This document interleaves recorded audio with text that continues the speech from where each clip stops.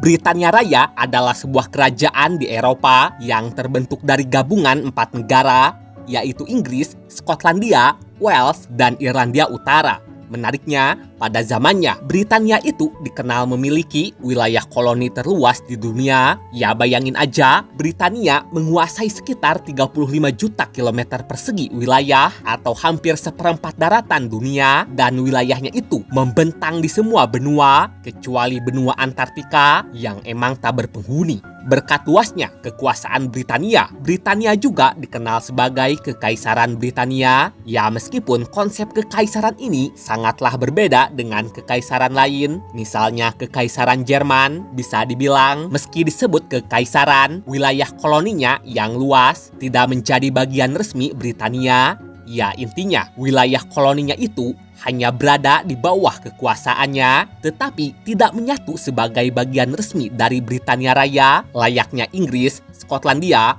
Wales, dan Irlandia Utara. Itulah mengapa nama resmi Britania itu tetap Kerajaan Britania, bukan Kekaisaran Britania. Salah satu faktor yang membuat Britania punya wilayah koloni luas adalah letak geografisnya. Sebagai negara kepulauan di lepas pantai Eropa, bisa dibilang banyak sejarawan berpendapat posisi ini membuat Britania relatif terlindungi dari invasi darat. Nah, karena tidak perlu mempertahankan perbatasan darat yang sangat panjang seperti Prancis, Austria, atau Rusia, Britania akhirnya mengalokasikan lebih banyak sumber daya untuk membangun kekuatan maritimnya, baik itu armada perang maupun armada dagang. Tapi penting untuk dicatat, para sejarawan menilai pembangunan armada laut ini bukan bagian dari rencana untuk menciptakan koloni di berbagai belahan dunia. Meski begitu, dalam jangka panjang, armada laut ini berubah menjadi fondasi yang sangat menentukan dalam perluasan wilayah jajahan Britania.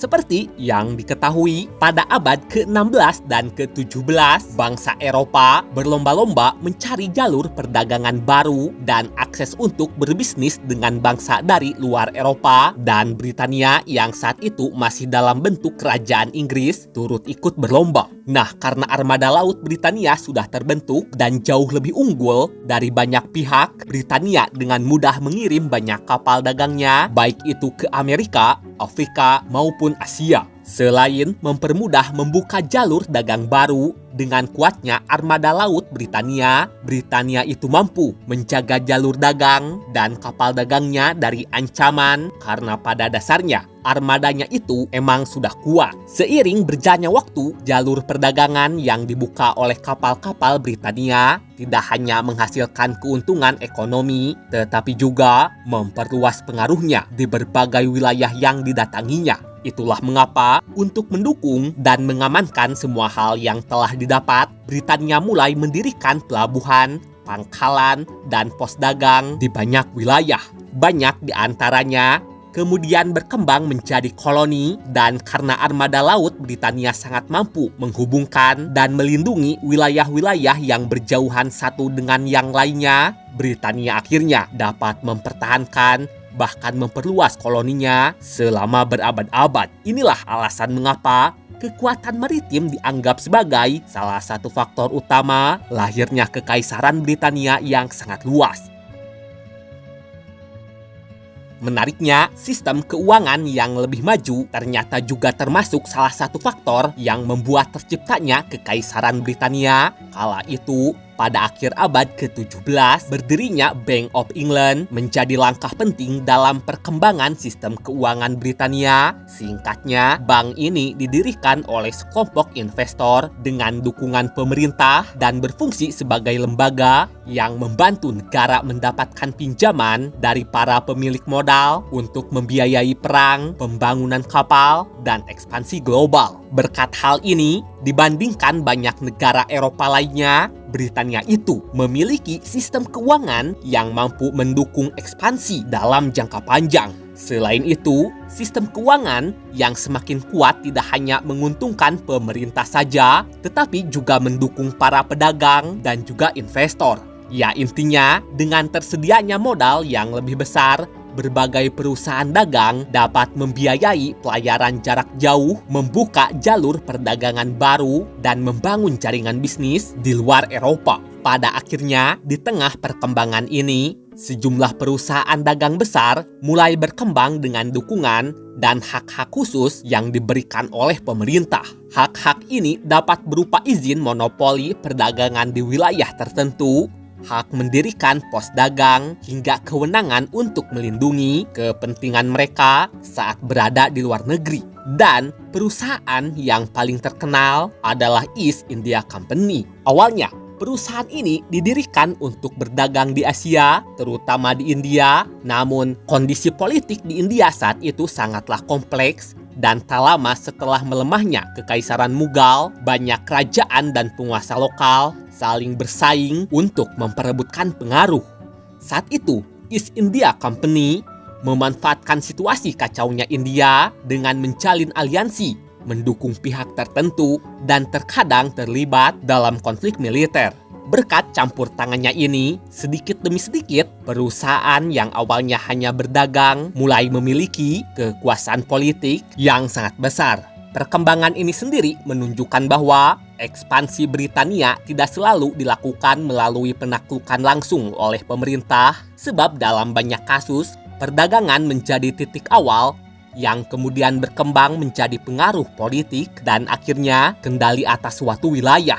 Dan East India Company menjadi salah satu contoh paling jelas bagaimana kepentingan dagang dapat berkembang menjadi kekuasaan politik dan melahirkan wilayah jajahan. Tapi, meski perusahaan memiliki hak untuk mengatur wilayah tersebut, pemerintah tetap pemegang kendali yang sebenarnya.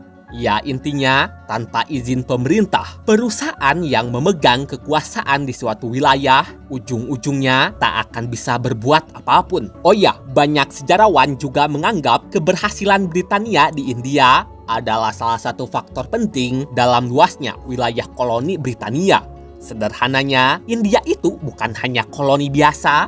Ya, bayangin aja, wilayahnya itu luas, populasinya sangat besar, sumber daya alamnya melimpah, dan posisinya sangat strategis dalam perdagangan Asia. Nah, semua ini sangat mendukung ekspansi Britania.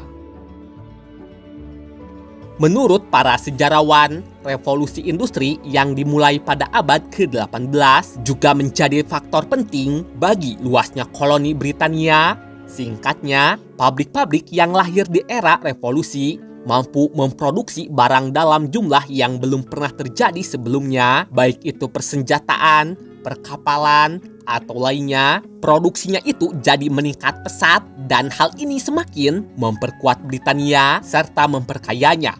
Pada abad ke-19, kemajuan teknologi semakin memperkuat posisi Britania. Dengan lahirnya kapal uap, perjalanan laut menjadi lebih cepat dan waktu tempuhnya jadi lebih pasti.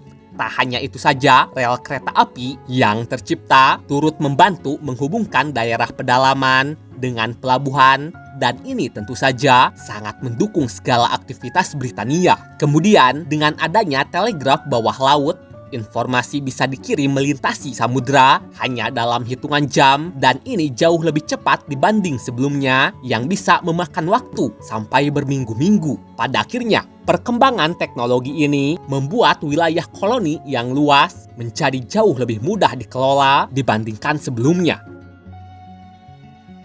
Waktu terus berlalu, wilayah koloni Britania tentu saja semakin meluas dan pengaruhnya di tatanan global juga sangat besar.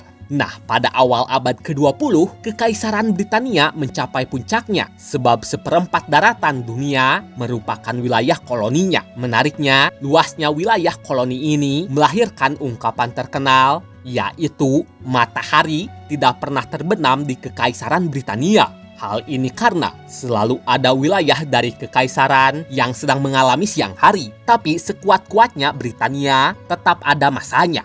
Akibat Perang Dunia Pertama dan Perang Dunia Kedua, kekuatan Britania mulai goyah karena dua perang ini sangat menguras sumber dayanya secara gila-gilaan, dan ini menyebabkan kemampuan untuk mempertahankan wilayah koloninya turut melemah. Selain itu, di tengah melemahnya Britania, lahirlah gerakan nasionalisme di berbagai koloni, dan dari hari ke hari terus berkembang. Pada titik ini, banyak masyarakat kolonial mulai menuntut hak untuk menentukan nasib mereka sendiri dan menolak pemerintahan dari Britania.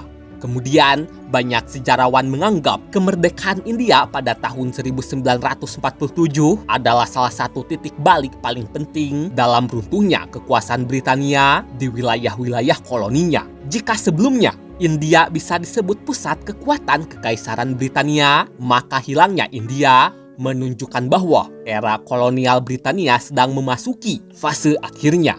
Dan dalam beberapa dekade berikutnya, satu demi satu koloninya memperoleh kemerdekaan.